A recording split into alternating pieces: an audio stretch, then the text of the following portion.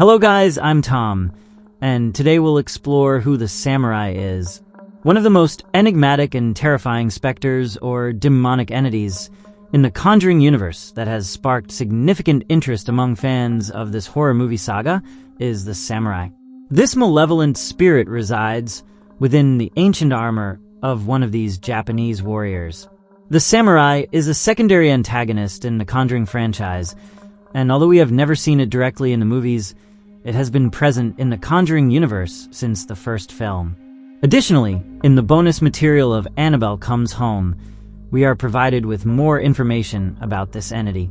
Director Gary Dauberman, along with screenwriter and producer James Wan, offers us more context about this armor. Later, I will discuss the details of this entity's story in the film, providing a brief summary of its appearance in Annabelle Comes Home. After that, I will explain its physical appearance, the little we know about its personality and behavior, as well as its abilities and possible weaknesses, based on the information revealed by director James Wan. The samurai is an antagonist in the Conjuring Universe, and unlike many of the artifacts found in the Warrens' museum or their collection of cursed objects, the samurai's armor is not possessed by a demonic entity or an inhuman spirit. This ancient armor is inhabited by the malevolent spirit of its owner, who is an extremely evil person in life. In Annabelle Comes Home, and especially in promotional interviews for the movie, it is revealed that this armor belonged to a ruthless samurai warrior who lived during Japan's feudal era in the Middle Ages. Unlike most samurai, who were prestigious warriors, highly skilled and loyal to their community, protecting people and defending villages, this samurai respected neither anyone nor anything. However, the specific circumstances that turned him into such an evil and desperate person have yet to be revealed. Nonetheless, the Conjuring Universe shows us that this samurai indiscriminately murdered innocent people, including women and children, without any restraint or remorse. Moreover, he seemed to take pleasure in launching violent attacks against peasants and defenseless people, killing them in a brutal and bloody manner. It is said that when this warrior died in battle, his spirit, or rather, the soul of the one who wore the armor, became trapped within it and somehow managed to possess it. This cursed the samurai to a constant state of battle, essentially allowing him to control anyone who wore the armor, enabling him to continue his eternal massacre. It has not yet been explained how the samurai's armor ended up in the Warrens' possession. It's unclear whether they obtained it after investigating a case in Japan, or if someone handed it over after realizing the malevolent energy it contained. This might be explored in a future movie within this cinematic universe if the saga continues, especially since there are still pending projects like The Crooked Man, which Warner Brothers is still considering.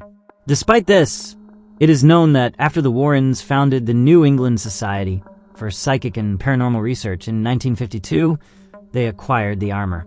After blessing it, they decided to lock it away in their museum of cursed artifacts and objects, where the samurai's armor became a central piece of the collection. During the first Conjuring movie, we can briefly see that the samurai armor is one of the most prominent and enigmatic pieces in the Warrens' museum. Although we don't see it in action, its presence is quite eerie and mysterious. It controls Annabelle to escape from his glass prison and manifest through the doll. With this, Malthus uses Annabelle's powers and his immense demonic strength to help other malevolent entities begin to torment the girls. Eventually, after Daniela confesses what she did, they realize they must lock Annabelle back in the case to stop her from serving as a conduit for evil. In the armor, they hear the sounds of violent battles and the death screams and despair of the samurai's victims, deeply disturbing them. Despite this, Judy and Mary Ellen manage to pass through that area. In a macabre twist, Mary Ellen realizes that the armor's head has moved and has been watching her.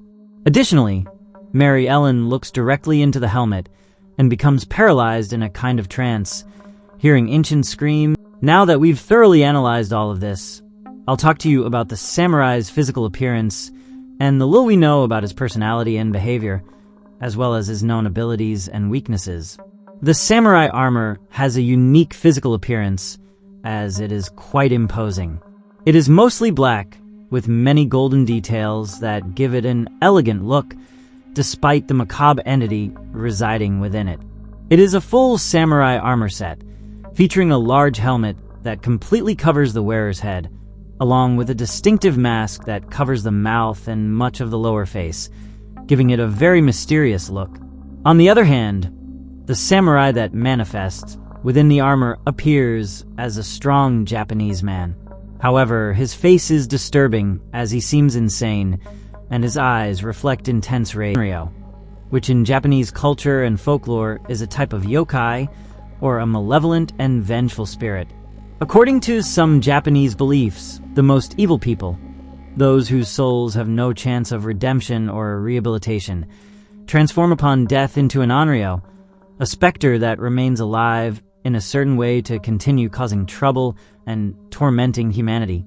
This is why we can conclude that the samurai's violent, aggressive, ruthless, and evil personality intensified after his death, as he transformed into this more demonic being.